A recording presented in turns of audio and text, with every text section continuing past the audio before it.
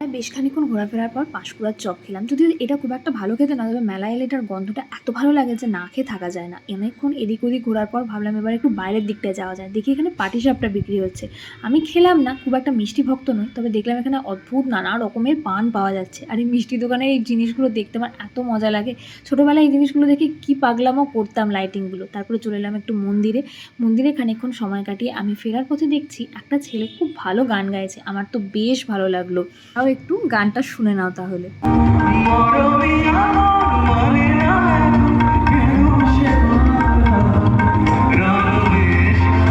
বেশিক্ষণ শোনানো যাবে না, আবার কপিরাইট চলে আসবে, তাই জন্য আমি এখানে চলে এলাম চকলেটের দোকানে। কত রকমের চকলেট, সেসব নিয়ে এবার চলে এলাম চাট খেতে। ওহ, এই কচুরির চাটটা না মেলায় এসে আমার না খেলে চলে না। মেলা বসলে আমি মাকে বলি, মা চলো কচুরির চাট খেতে যাই। চাট খেয়ে ঝাল লেগে খেলাম আইসক্রিম। যদিও আজকে আমি মেলাতে একাই এসেছিলাম, তাই একটু তাড়াতাড়ি বাড়ি ফেরার চেষ্টা করা সত্ত্বেও 7:30 বেজে গেছিলো। টাটা।